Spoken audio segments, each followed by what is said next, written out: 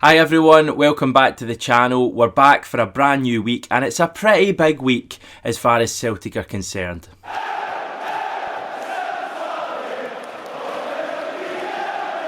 Yes, not one, but two pretty meaningful matches for Celtic this week. No more of that pre-season friendly nonsense. We're into the competitive stuff now from here on in. We're going to chat about that and some transfer stuffs on this usual Monday roundup slot. Before I do that, I should probably address the elephant in the room. Basically, long story short, we don't have the green screen available for production today, so I'm up in my bedroom.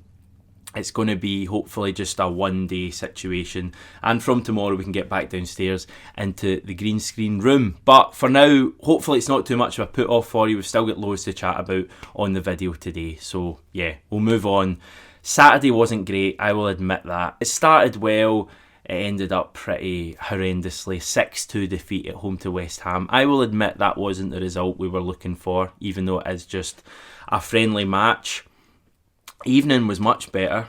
I think a lot of people drowned their, I don't want to say sorrows, but maybe drowned a bit of that frustration in the evening. The bars were all packed in the city centre. We were in Graces for a good few hours, and just great to see Celtic fans back out enjoying themselves, drinking, singing songs, etc. All the stuff that we took for granted. It was actually really refreshing to see that. Met a few people as well. Good to chat to them about Celtic, fans of the channel, etc. I promised a few people a shout out. Now I know most of you watching this don't care, so I'm going to speed this up. I'll say hi to Michael McCann, Brad Murray, Daniel Hughes and Brian from Rutherglen. Great to speak to all of you guys. The beers were flowing in Graces, unless you're Ryan McGinley, who was on cider until the cider ran out and then he was drinking Venoms. But anyway, I digress. You're not watching this to hear about my social life. We'll chat about Celtic. Let's see what's been happening with regards to Celtic over the weekend and beyond. Right back seems to be the main kind of problem area that a lot of people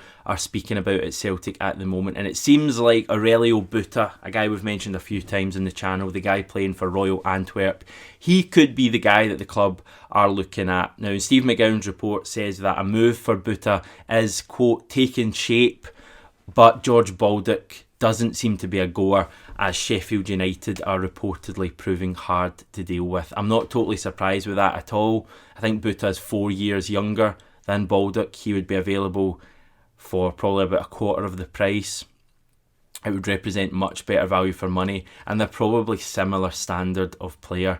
It's Buta all day long for me. Hopefully that's who Celtic pursue, but hopefully we don't mess around for weeks and months trying to haggle over a couple of 100,000. We're not in a position to do that. We need to pay the money and get these players into the club as soon as possible so that we give ourselves some sort of a chance of achieving something this season. The report also said Postecoglou is looking at a holding midfielder, another centre-back and another winger. Probably a left winger almost certainly, given that on the right we've got James Forrest, Lila Bada and Karamoko Dembele. I think we can kind of tick right wing off and be quite happy with our options there. The left, not at all, because Mikey Johnson is just not reliable at the moment. He's far too injury prone and we just don't really have any other options there. Ryan Christie's been playing out there recently. I don't think that's a long-term solution, as well as Christie has played for the last couple of matches. A player who could well be a long-term solution goes by the name of Kristijan Lovrić, and he plays for HNK Gorica in Croatia. Not quite sure how genuine our interest in Lovrić is, although there does seem to be a fair bit of reporting coming from Croatia, which is always a bit of a telltale sign that there's some sort of substance to the reports. He is a left winger. He's a right-footed left winger, although he's decent on his left foot as well. A lot of goals you see from his compilations on YouTube is him cutting in from the left-hand side and curling it into the corner. Quite like Mohamed El Yunusi, dare I say it, could very much be a pretty good replacement for El Yunusi. The main thing that sticks out from Lovrić's stats and his record is that he's a goal scorer. Very similar to Lila Bada in many ways in terms of his goal scoring return. He scored 15 goals in 29 league games for Gorica as they finished 5th in the Croatian top flight last season. So what's the current state of play with regards to Lovrić? The chat is that his current side are looking for around about €5 million or £4.2 million to sign him. At the moment, Celtic have reportedly only made an inquiry. We've not actually bid for Lovrić, although Serie A side Hellas Verona are the other side that have been mentioned by various people as being linked with him. So it seems like we're in a bit of a battle to sign him. Again, if we want him in and we think he can make a difference, which I think looking at his pedigree, he can, then just get it over the line, Celtic. We're not in a place to haggle over a couple of £100,000 right now, because we need to get these players in and buying into the Ange way of playing as soon as possible. It's all well and good saying that we can't get them in time for the Michelin second leg and they wouldn't be registered anyway, so don't worry about that. But we've got big games coming up every few days after that. We're going to have another European qualifier, whether it be in the Champions League or Europa League, soon after that. That's going to be important tie. We've got Tynecastle, we've got huge away games at Ibrox and Easter Road and Pittodrie coming up not too far after that as well. So we've got to get these players in as soon as possible. I do really like the look of Lovrić. The Croatian market is clearly one we've been interested in for a long time. It's clearly one we have an eye on at all times. So this could well be a goer, and I think a lot of Celtic fans would be very pleased if it is. Now, that's a player we've actually never mentioned on the channel before, but it's one that's kind of well known by Celtic fans. One we heard of that's lesser known over the weekend is Derby left-back Lee Buchanan. Now, despite his kind of Scottish sounding name, he is an England under-21 international. He's 20 years old. Last season was a breakthrough season for him at Derby. He's out of contract in 12 months, although reports say that Derby do have the option of adding another year to that. Although, as you'll probably know if you happen to see an interview of Wayne Rooney over the weekend, Derby County aren't in a great place at all, and it seems like a lot of their players could be for sale for decent enough prices this summer. We mentioned the right back we were linked with over the weekend, and it seems like Buchanan is another player that Celtic may well be keen to bring in from Derby. So that's one to watch. Again, I think we need to look to bring in a left back. So that's potential incomings.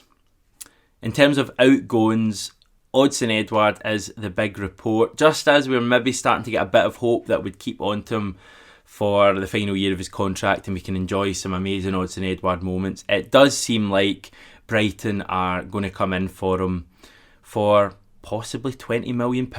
That's the reports anyway. Again, Stephen McGowan's article suggests that, and it says that Brighton will wait till after our tie against Michelin to bid £20 million. Crystal Palace also said to be interested. If we get a wee bidding war going, that would be absolutely ideal, right up our street.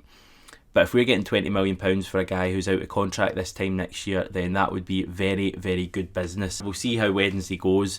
Hopefully he can finally do justice to that, the last dance pattern, and can maybe see us through that tie. And if he gets the goal that sees us through against Michelin, or even if he scores the penalty that gets us through and then leaves for Brighton or Crystal Palace for £20 million, I think he'll go with everyone's best wishes, to be honest. A few other bits of news that are happening. You probably know this, so I don't really know why I'm telling you, but we've drawn hearts in the, let me get this right, Premier Sports TV. Is there a TV in there? Premier Sports TV Cup? Don't think there's a TV. I'm going to go with Premier Sports Cup, and the last 16 will face Hearts at Celtic Park. Pretty tough tie. We'll obviously get a good indication of how good Hearts are on Saturday night. It'll be a different match at Celtic Park. You'd like to think we get a good crowd in for that, but then again, in the old days, people didn't really bother with League Cup ties, so it's a kind of weird place we're in at the moment. In terms of fans, we've found out how many fans Michelin will have on Wednesday night. Bearing in mind we had 9,000 for the home leg, they're going to have around about half of that, 4,600. That equates to around about 40% of their stadium, so it's going to be a lot fuller than Celtic Park was a week ago. But in terms of numbers, there's only going to be 4,600 there. So it should be kind of intimidating, but hopefully our players rise to that as well. That's Celtic and transfer news for today. Channel news. Now, if you follow me on Twitter, you'll know that we've purchased 3 mics and a mixer.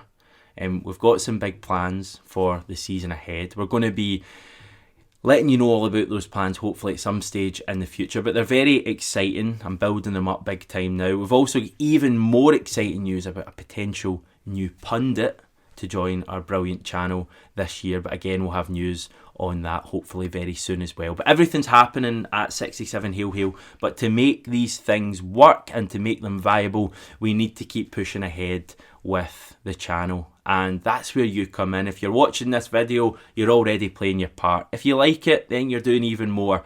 But if you're wanting to subscribe to the channel and you've not done it yet, this would be a great time to do it. It really helps us continue to see the growth of the channel. We've been set the ambitious target of getting to 25,000 subscribers by the end of the year, and given that we're not even on 17 yet, it's going to be a tough ask. But at the rate we're going at the moment with you wonderful people watching the channel, it is very doable. So why not help us out now? If you've not yet subbed, do it, and it would be massively appreciated. We've got plenty more content coming the rest of the week. I'm going to be back in front of the green screen hopefully tomorrow. We've got live match reactions, interviews, Jackie McNamara.